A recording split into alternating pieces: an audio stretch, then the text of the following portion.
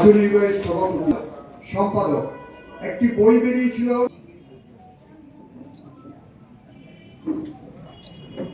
হ্যাঁ,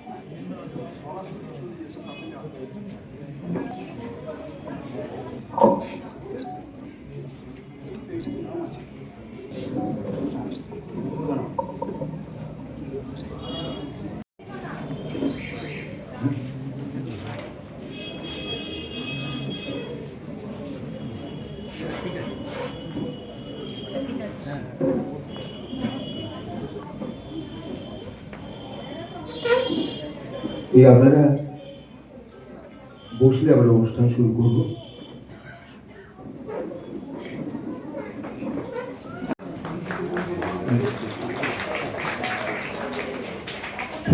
আমাদের কার্যনির্বাহী সভাপতি যেহেতু উদ্বোধক, সেই কারণে আমরাও কার্যনির্বাহী সভাপতিকেই আমরা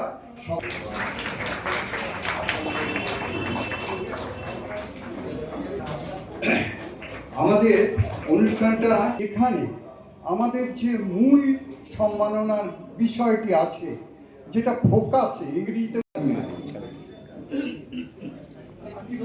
সার্টিফিকেটগুলো সুধীর কুমার দিয়ে দেবে। আচ্ছা, এর পয়সা সুধীর বাবুর কাছে থেকে নাম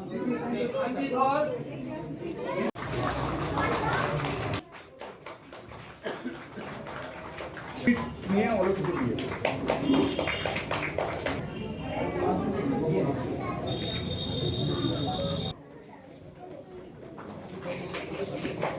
দ্রুত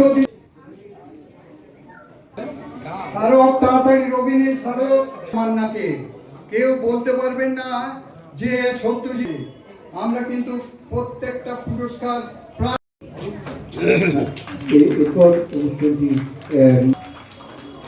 একটু জোরে হাততালি।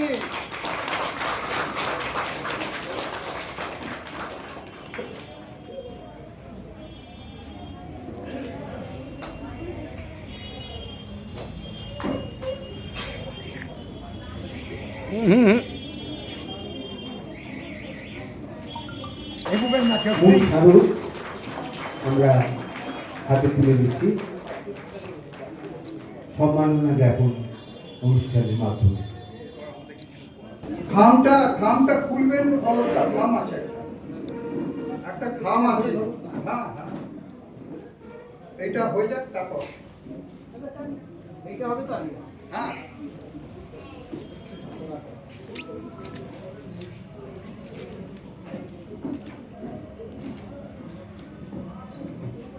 ব্যাগে আছে বা সবাই এখন কোনো ব্যাগে আছে। ফেস্টুনের বাইরে যে ফেস্টুনটি লাগানো আছে তা মনোজ্ঞ উদ্বোধন করছে সংস্থার সভাপতি ডক্টর অরূপ কুমার মুখোপাধ্যায়। দিয়ে লিখে দেন গল্প, কলমেতে বিজ্ঞান হয়ে যায় কল্প। নন্দনের লোগো হোক প্রচ্ছদের ছবিতা, ক্যালিগ্রাফি ফিকশন, লিমেরিক কবিতা, সবেতেই চোখ তার, ডিটেলের রূপকার। কেউ কি তা ভেবেছিল লিজিয়ন ও অস্কার? সঙ্গীতে নোটেশনে সব দিকে তাল দেন, স্কেচ করে এঁকে নিয়ে ক্যামেরায় স্টার্ট নেন। আজকে আপনার কাছে যেটা জিজ্ঞাসা সেটা হচ্ছে যে আপনার আজকে এই সত্যজিৎ রায়ের নামাঙ্কিত প্রাইজ পেয়ে আপনার কেমন লাগছে? কৃতজ্ঞ আমি সত্যজিৎ রায় জন্মশতবর্ষ কমিটির কাছে। যোগ্যতা ছিল কিনা জানি না, কারণ আমার কাজ সম্বন্ধে সবাই তো ওয়াকিবহাল নয়, তবুও ওনারা পুরস্কার দিয়েছেন। আমি কৃতজ্ঞ বোধ করছি এবং আগামী দিনে আরও ভালো কিছু লেখার জন্য উৎসাহ বোধ করছি। আপনার ঝিকিরা গ্রাম সম্বন্ধে অনেক কিছু শুনলাম। ঝিকিরা গ্রামে আমরা শুনেছি যে ঝিকিরা রায় পরিবার এক সময় ছিল, মুরারি রায় যিনি ছিলেন ওখানকার রাজা। আমরা কিন্তু আপনার মুখ থেকে সেটা শুনতে পেলাম না, কেন? রায় পরিবার খুব বর্ধিষ্ণু পরিবার এবং ঝিকিরার যে জমিদারি বর্ধমান মহারাজার কাছ থেকে পাওয়া, সেটা দুটো ভাগে ভাগ ছিল। একটা রায় পরিবার, যে নাম আপনি বললেন, ওই পরিবারে ছিল 10 আনা, আর ঝিকিরা মল্লিক পরিবারে ছিল 6 আনা। এবং ঝিকিরার কৃষ্টি সংস্কৃতিতে এই রায় এবং মল্লিক পরিবারের অনেক অবদান আছে। গুদেবচন্দ্র মল্লিক মহাশয় মল্লিক বাড়ির, উনি ঝিকিরার উচ্চ বিদ্যালয়ের দীর্ঘদিনের সভাপতি ছিলেন, সম্পাদক ছিলেন। এবং ঝিকিরার কৃষ্টিতে ওনার অনেক অবদান। ঝিকিরার যে একমাত্র সিনেমা হল মল্লিকা, সেটা ভূদেববাবুই স্থাপন করেছিলেন। আর রায়বাড়ির বহু মানুষ, ঝিকিরা স্কুল শুধু নয়, ঝিকিরার সার্বিক উন্নতিতে তাদের অনেক অবদান ছিল। আমি তো ছোট ভাষণ দিয়েছি, যদি বড় করে বলা যেত তাহলে আমি আরও বলতাম। ঝিকিরা নিয়ে যে বই আমার আগামী দিনে বের হবে, তাতে এই রায় এবং মল্লিক পরিবারের বহু অবদান। এছাড়া আরও দু একজনের কথা বলি। সুশান্ত রায় বর্তমান যিনি ওখানকার হ্যাঁ, উনি রায়বাড়ির এখন বর্তমানে ধরেদের বাড়ি। না, সুশান্ত রায় ঝিকিরা জমিদার বাড়িরই মানুষ আছে।